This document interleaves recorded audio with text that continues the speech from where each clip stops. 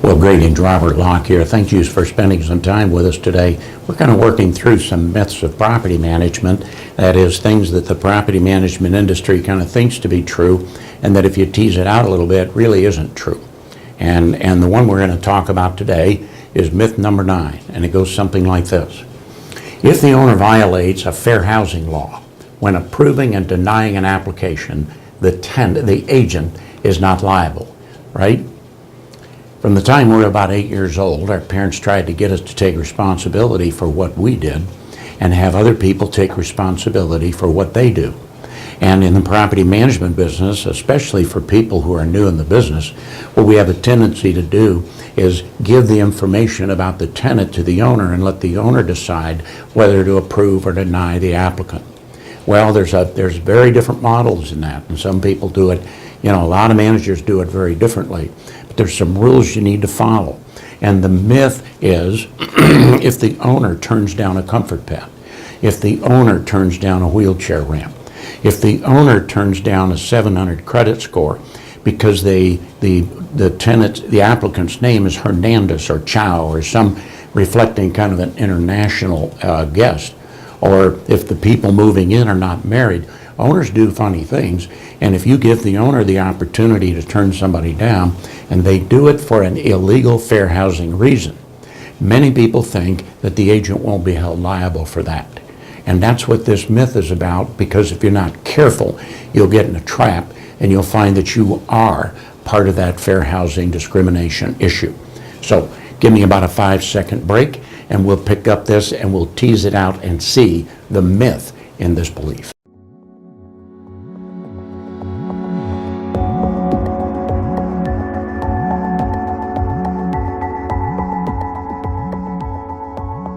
Okay, so we're talking about the risk to the real estate agent if the owner turns down an applicant for an illegal reason and there's a fair housing claim involved, okay? Now, here's kind of what some people believe.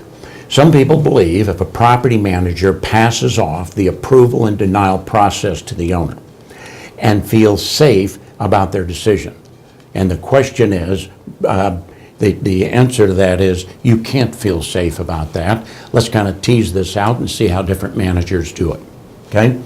Those people who say, yes, if the owner screws up, I won't be held liable. These are the managers that take the tenant's background information in one form or another, gives it to the owner. Many owners will push you for it. You got to be careful with that, because I'm not sure they should have it. Well, I am. I'm sure they shouldn't have it. But many agents say, I'm going to give it to the owner and let the owner decide. And the agents who do that kind of believe this, okay?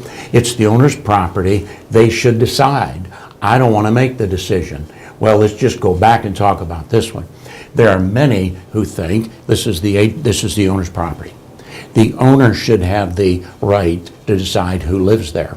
And so agents, especially those who come out of the sales business, who are kind of assistants in a listing and selling situation, make their own decisions, they kind of move into the property management area and take the same attitude.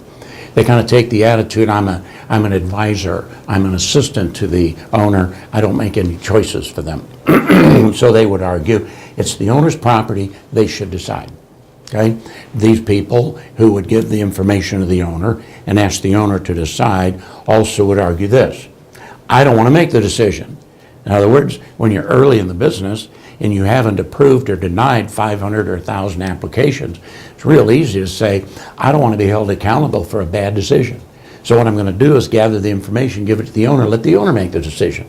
So if the tenant bails out or skips or trashes the property, I can say, hey, you chose this tenant, not me. And there are managers who do that. Usually they're the ones that are newer in the business, okay? Another argument that these folks would make is, I'm just a messenger, I'm just an advisor, the owner should make the decision. Now, on the opposite ends of the extreme, okay, the people on the other side that want to do the qualifying themselves and not engage the owner would argue this. The owner isn't prepared and trained to make these decisions. In other words, you and I have sat in classes till our tailbones are raw on fair housing. and discrimination. And we know the Landlord-Tenant Act. We know the American with Disabilities Act. We know the Service Members Relief Act. We know the Fair Credit Reporting Act. We understand all the rules that govern the qualifying process, and the owner doesn't know those things. They're not trained in these areas, so it's incumbent upon me as the paid professional to make the approval or denial decision, okay? The people who think that way also argue that's what they're paying me for. In other words, why should an owner pay me $1,000 to rent a house and then abrogate the decision back to them as to who lives there? Okay, that's kind of the argument they would make. The next one says, I'll get in trouble when the owner violates the law. And we're kind of back to this question. If the owner makes a bad decision and violates a fair housing law and there's a complaint, I'm going to be dragged into that because I facilitated the owner making that decision by giving the owner information that he made a bad decision on. Were they married? Are the children theirs? Is this two guys, two girls? Are they, do they qualify? Are they the right nationality, the right color, the right sexual orientation? See, owners get kinky ideas about this and they have their own prejudices. And we who kind of believe this, we believe we should make that decision for them because that's what we're being paid for. And they're not really trained to do it. And if they make a bad decision, I'm going to get dragged into that lawsuit for fair housing claim, okay? So, application processing models kind of go like this, okay? The first one, we call this kind of a big A agent, kind of leans toward the making the decisions for the owner. The property manager will approve and deny applications. So, 2/3 of the people in America, the property managers, say when an application comes in, we're the experienced one, we have the knowledge and the training, we're going to make that decision. Big A agent, okay? The small A agent, the one who kind of sees themselves as an assistant to the owner, okay? Kind of like a sales situation, right? They're going to say the property manager will pass the decision off to the owner. We'll let the owner make the decision. Kind of the way we practice for most of our career is kind of in the middle. The third is the manager decides unless there are extenuating circumstances. Now, what kind of extenuating circumstances might there be? Well, over the years, we've made a list of that. Let's look at some of them. Issue number one, do you have the authority to pass the applicant's information over to the owner? In other words, issue number one is this. Did the applicant give you the permission as the licensee, as the licensed professional, to take their information and pass it over to someone else? Just because they're the owner doesn't mean the applicant gave you that permission. So issue number one, and this is basically like the Fair Credit Reporting Act is dictating this. Basically what it says is if anybody's going to view somebody's personal information, they must get written permission to do it. So the question is, in your application, does the applicant give you the permission for you to examine their private information and pass it over to the owner? Well, most applications don't give that kind of permission, but the Fair Credit Reporting Act governs that. It manages that. Secondly, there are requirements for transferring, viewing, and storing that information. In other words, the Fair Credit Reporting Act says not only are there limits on an owner viewing that information, but there are restraints and constrictions on my transferring that information over to him. The word is secure email. So managers who think they can scan information over, or they can just, fax it over or deliver it somehow to the owner through an electronic means, they're breaking laws unless that's a secure email. So transferring it, viewing it, and storing it. There are rules that govern how you must store tenants' private information, and that's governed by the Fair Credit Reporting Act. If you send it over to the owner, you have no idea what he might do with it. Might not be under 2 cents of security like you're required to do in the Fair Credit Reporting Act. You must get permission from the tenant to do it, and your service provider has some terms that will govern and restrict what you're doing. Here's what I mean. If you use a tenant screening service and you pay a fee to get a credit report, employment verification, residency, criminal background, eviction, registered sex offender, kind of all that personal information. You signed a terms of use with that tenant screening provider that says you will not pass it over to any other party. So these people, these managers who say, I'm going to give that information to the owner, are violating many parts probably of the Fair Credit Reporting Act and the terms of service from their tenant screening provider. So there's a real hazard here. You've got to make sure you're doing this just right to make it work. Now, there's a second issue. We've just considered one. The second one is, should you engage the owner? Owners have prejudices. Owners will be named in litigation, you will be named in litigation for a fair housing complaint because you facilitated a discriminatory act. In other words, if there's a fair housing claim, not only will the owner get named, you will likely get named because you probably broke the law on many different levels by taking the tenant's private personal information and sharing it with the owner. So you facilitated a discriminatory act by giving that information to the owner and having the owner make an illegal, a fair housing violation decision to deny somebody. Well, let's go on, because ultimately the owner will throw you under the bus in the process. In other words, we've seen this happen, seen this play out in the management industry, where an agent was bullied by an owner to give them their tenant's personal information so that they can make an intelligent decision. And the agent gave that information, and when there's a fair housing claim, okay? And guess who's blaming the agent? The applicant and the owner. Because here's what's going to happen in the real world.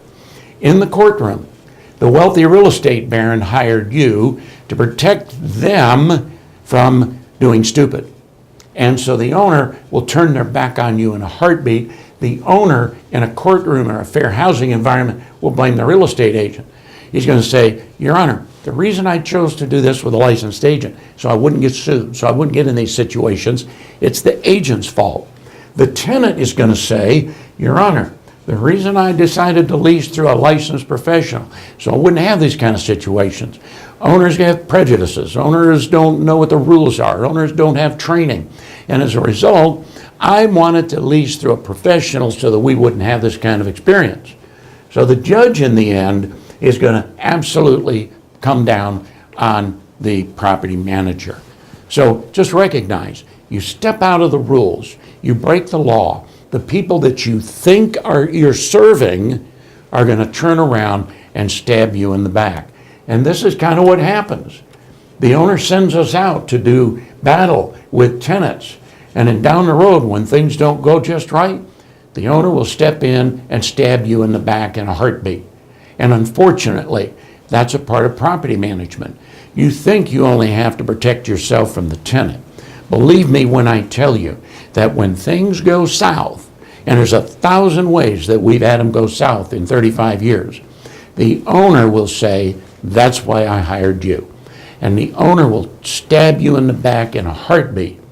If you do it the wrong way, even believing that you're trying to accommodate the owner, follow your agency commitment and give him what he wants to have. Be careful, be careful. The myth is, if the owner violates fair housing in approving or denying an applicant, the agent will not be held liable, right? Absolutely wrong. You are being hired as a licensed professional to know what the law says and prevent the owner from getting their hands on and viewing and storing and misusing the tenant's personal and private information. So if you're kind of on this side that says, I think the owner should have a say, I'm going to give that information over to the owner. What you give them is very important. When we approved and deny applicants, if they were kind of conforming, we approved them or denied them. If they were close to the line or had something kinky about them, we would defer to the owner, wouldn't give him the tenant's personal information, but we'd give them a little summary, make sure they didn't violate the law in the approval and denial process. So One of the things that we offer on our site is rules for engaging the owner in the qualifying process. There's a right way to do it, and there's a wrong way to do it. You're violating a lot of laws doing it the wrong way. Well, on our site, and this will be helpful, in trainingpropertymanagers.com under resources, there's a whole section called qualifying guidelines. And there are videos and documents, and there's a qualifying manual. There's all kinds of tools there to help you figure this out. Make sure you're following the guidelines that are established by the law that you have to live within. Because if you give the owner the wrong information, they're going to come back at you. It's happened before. It's happened many times. Well, I hope this has been helpful. We're kind of at the end of this myth, and we thank you for taking the time to stay with us. Have a great week.